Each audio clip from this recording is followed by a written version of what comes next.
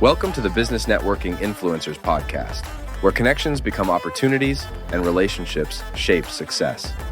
Prepare to be inspired, informed, and empowered by the brightest minds in business networking. And now, your host, Tim Nifton.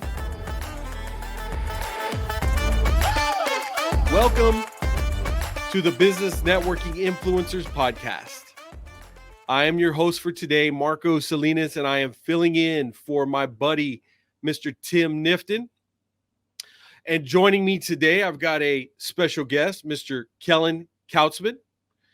Kellen is the CEO of Send It Rising. And today we are going to have a great conversation with him and learn more about him and his business. Kellen, welcome to the podcast, my friend. Mr. Salinas, thanks for having me.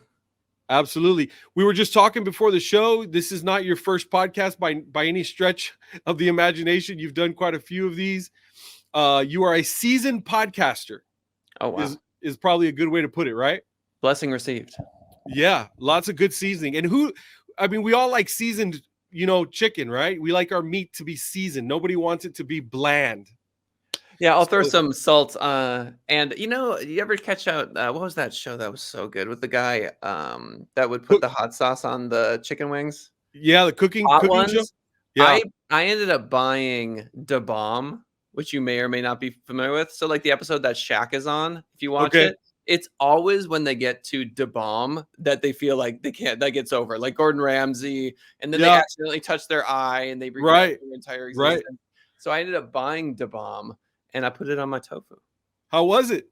Oh, it's very good, but one drop, you're done. That's all you need. Don't be a hero. Also, don't let it touch the back of your throat. Pro tip. Oh gosh, that's some real deal stuff, my friend. Mm-hmm. Well, I'm glad to have you here today, Kellen. I'm looking forward to getting to know you and learning more about you and your business. We already know you can handle the heat, so that's a good sign. We already know you bring the seasoning. That's another good sign. So we're off to a great start today, right? Yeah. What more can you ask for?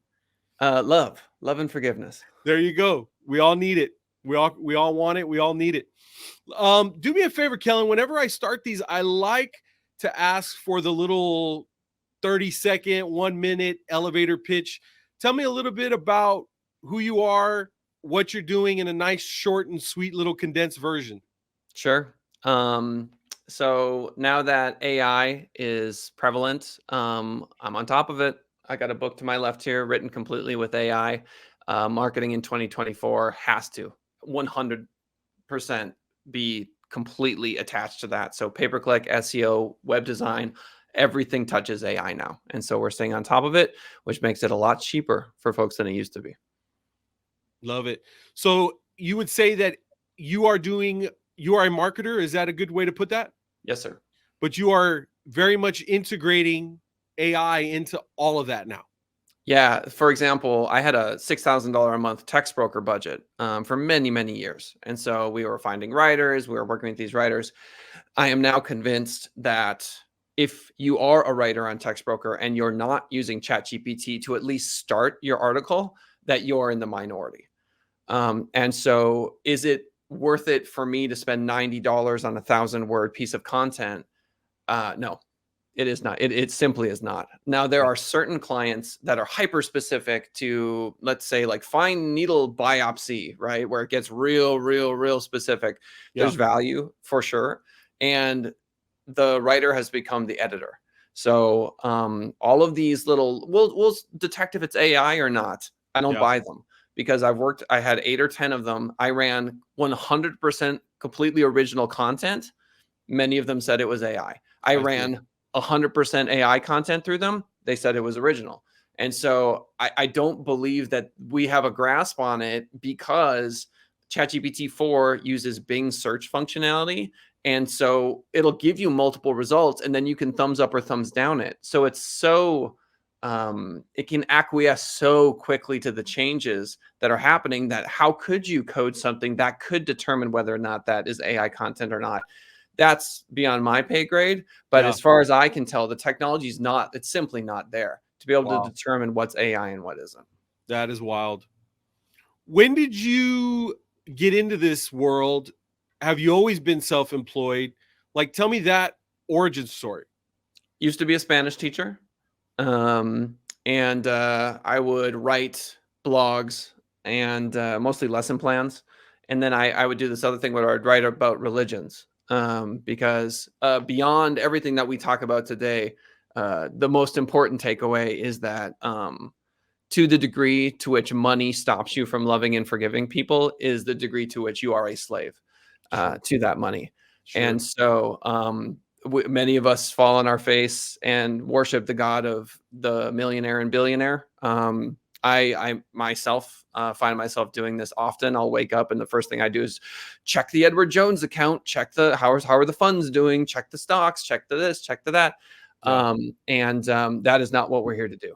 It is vitally important that we go through our Rolodex of everyone we've ever known and forgive and love each and every one of them.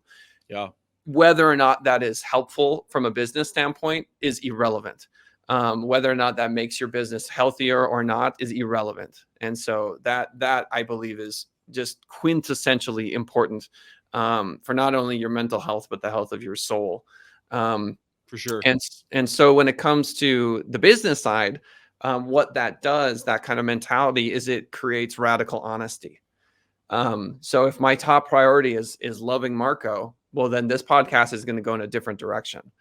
And so that's, I always love resonating with folks that can see that perspective, understand that perspective. But even if they don't, undeserved love is so important because we're not always the best judges of who deserves it and who doesn't. Sure. And that extends all the way to places that I never thought it would. So, for example, I'm on the board of HopeLink, and I was sitting down with a C-level executive there just the other day, and both of us ended up weeping in a business meeting because his son had recently committed suicide.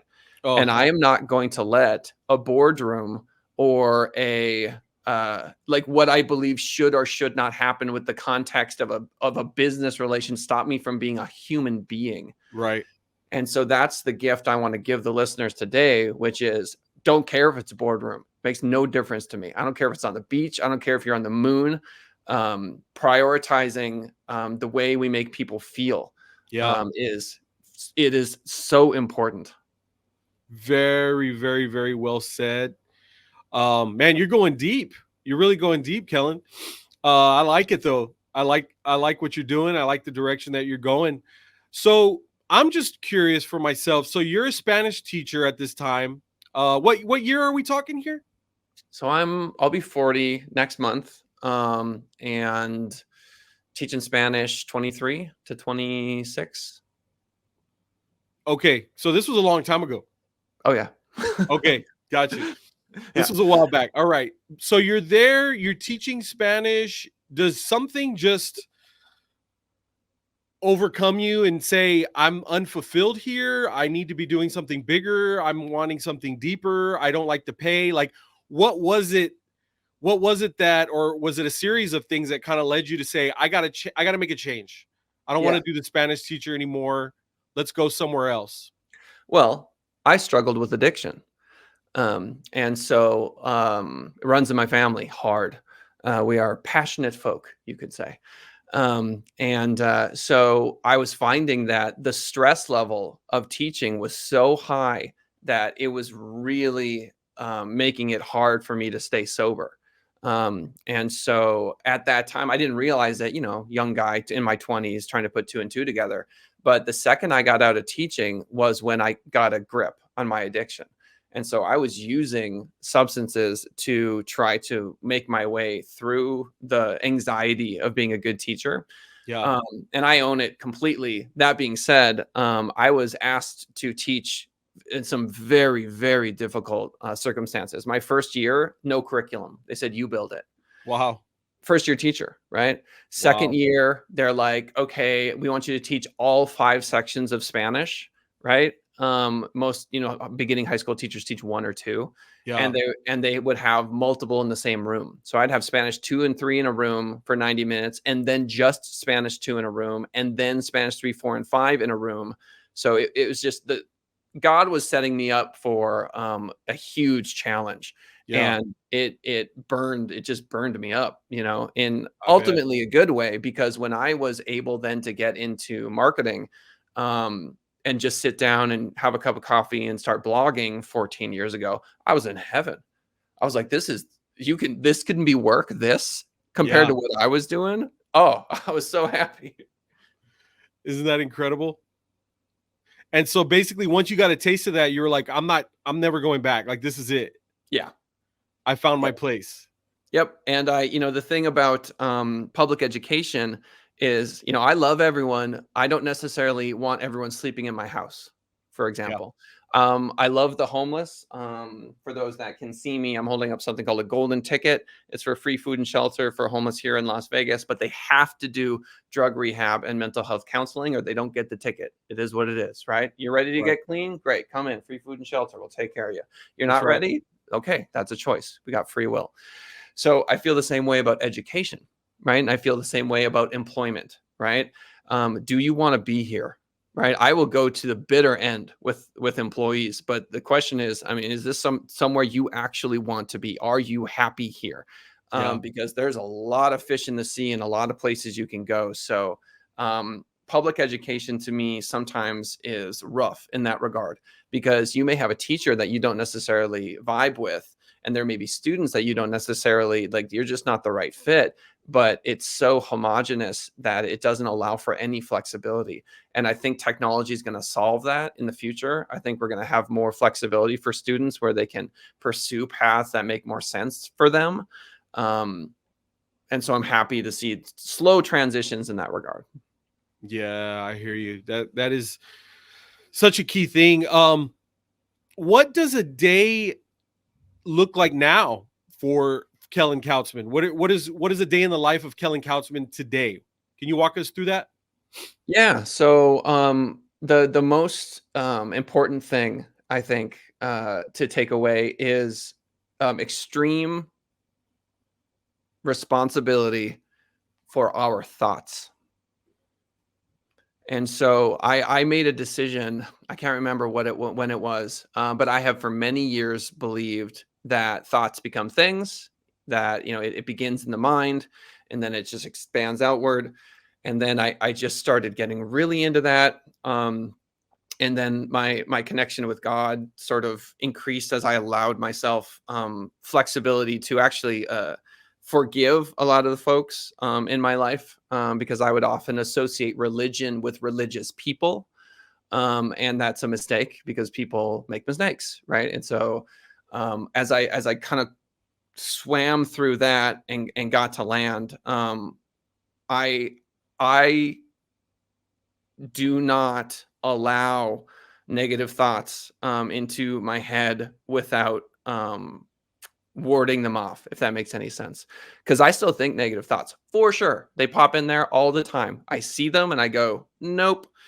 And I know that the question, some would answer this question like I wake up and I make some tea, and then we have a morning meeting, and then I've got sales calls throughout the day. Those things are all true, but the real work is happening in promoting positive thoughts and rejecting negative thoughts, because that puts me in a place to be able to love and forgive and to do things differently, because it naturally flows. Because I'm not like right now, I'm not even talking, if that makes any sense. Like I've done the work and I'm listening to myself explain these things to you because these are the thoughts I've had in the past. Yeah, I hear you. That's really cool, man. I like that. I like the point of view that you come in with. Very positive focus. Let's get rid of the bull crap. No negativity. Peace, love, right? Forgiveness. You've mentioned forgiveness quite a few times. I don't think you can ever mention forgiveness enough. You know what I mean? It's just one of those endless, buffet line things. You know what I mean? So it's like, yeah, pour me up some more of that, dude. I really want more of that, right? Yeah. Oh, it's So delicious. it's just so delicious, yeah. And then that's the other crazy thing is like it doesn't ever get boring. It's not monotonous. It's not the same thing. It never runs out of flavor. It's always it's just one of those things that we can't get enough of here in our world today. So I'm with you, I guess, is my point that I'm really trying to make. We need more of it. So gosh, kudos to you for making that such a integral part of your journey, and everything that you're doing, everything that you're working on.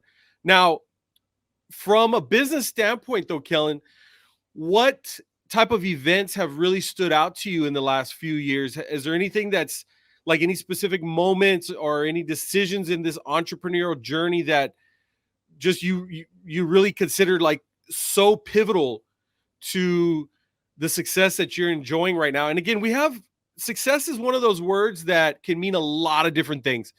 And I think you're probably of that mindset that it certainly does not mean the old school, which is just who can stack the most chips and throw it in the other guy's face and show it off and da da da da. And then they go home and they're miserable.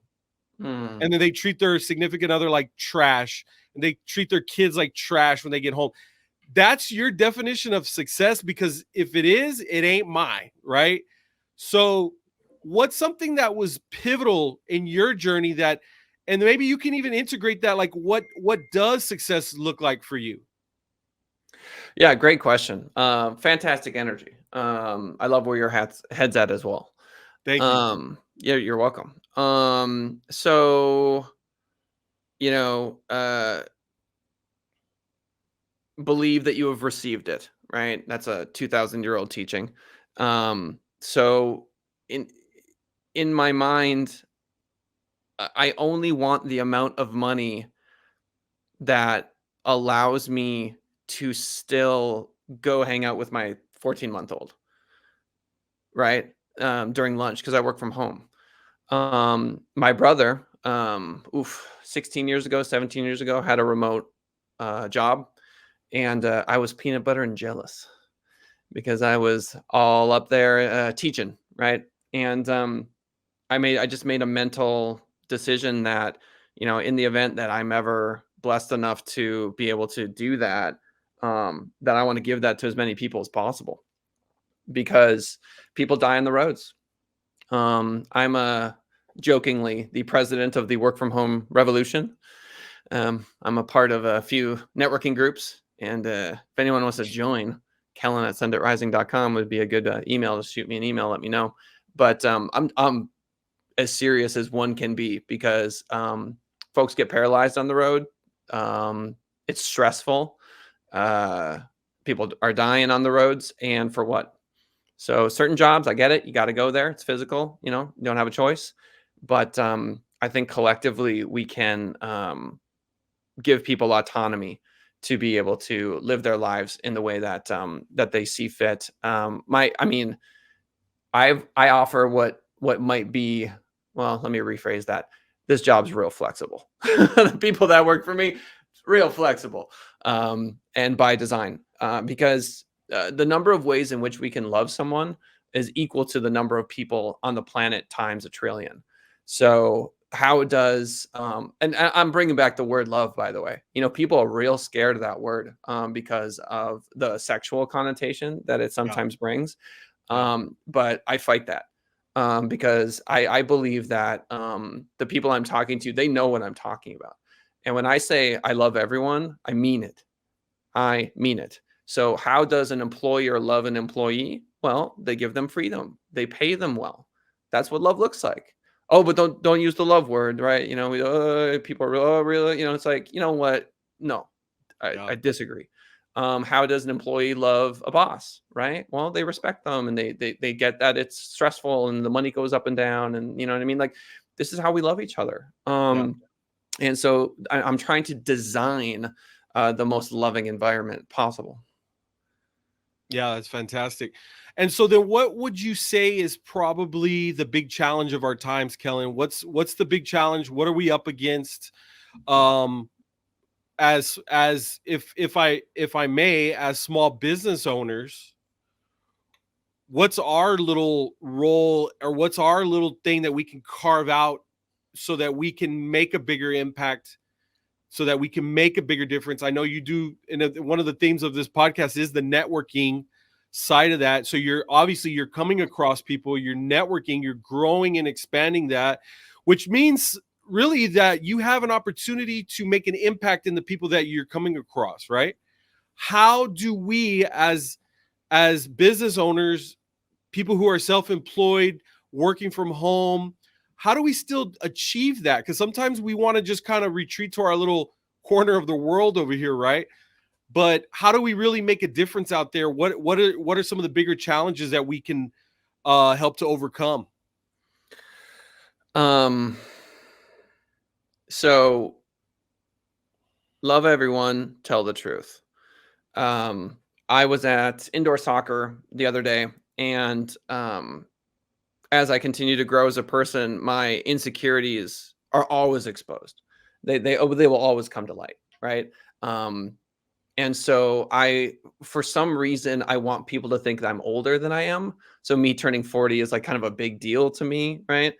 And so I was talking to the other team because love your enemies. Love your enemies. Hello, because then you realize you don't have any enemies. So I went to the other team and we were joking. We were having a great time, whatever. And they're like, how old are you? And I said, I'll be 40 next month. But that was a lie. I was 40 in 2 months, but I let myself lie about it because I wanted it to seem like I was older than I was. So it's just exposing this like thing I have inside me to like feel right. Sure. Which, and so, here I am getting in front of, whoever's listening and I'm saying, tell the truth while I'm not telling the truth. Does that make sense? Yes. So I recognize that, but at the same time, I'm telling you, if you analyze comedians, what you'll find is they stand in front of a stage of people and they oftentimes their funniest jokes, their best jokes are just true. They're just they speak the truth and people cannot stand it. Like their gut hurts and their face hurts from smiling so hard because here's someone that's willing to just tell the truth. Yeah. And the final thing I'll say on that is so you're going to meet people and you're going to tell the truth and love them or you're not, right? That's it, right? And they're going to have a certain title, they're going to have a certain appearance, right? They're a certain vehicle that they're driving their soul around. And it really, it really boils down to that. And so a lot of people will get obsessed with the tell the truth and they use it as a weapon and they hurt people, but it's true. They say it's true. But is it not true? And they stand in righteousness saying this is true. And they're often right. It is true. Still hurt that person. Yeah. And then you've got the other people on the other side who are like, oh, I'll just say anything to anyone just so that they feel good. It doesn't necessarily have to be true. I'll sort of like, you know what I mean? It's like, try to combine those two things together and you've got a lifetime worth of work. Yeah, no question. No question. There's a lot on our plate as business owners, as entrepreneurs.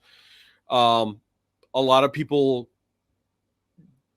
misunderstand us because the world is very focused on the 9-to-5 thing. That's just kind of what you do. You go to school, you get a job. I love seeing that there are more and more people that are freelancing, that are independent, that are contracting, that are small business owner, that are franchising, whatever it may be. But the point is they're doing it kind of on their own terms. Can you speak to maybe a little bit of that audience? If you're on the fence right now and you're like, I'm at my job, I'm Kellen, the Spanish teacher who's overworked, overburdened, super stressed, right? I'm that guy and I'm listening right now. What advice are you giving him for his future? Make money while you still have a job. Right? Just show me the money, right? $500, $1,000, right? And then you got, pray, gut check, meditate on, can you envision it? And what is your body's reaction to that vision? So for those out there, I know you're in your car or you're in front of your computer, but do me a favor. Repeat after me. I made $6 million last year. I mean, how does that feel? Do you giggle? Is it a little like, I mean, what, like, is it difficult to say? Did you not say it? Did you think it? So it's the body is, it'll tell you. Yeah. It'll tell you like whether that's true, that can be true for you.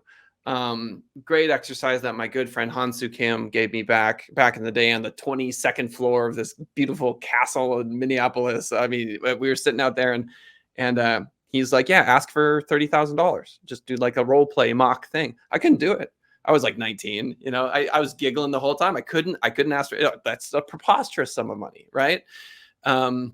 So, you know, being able to envision what the outcome looks like, smell it, taste it, touch it in your mind, is real important.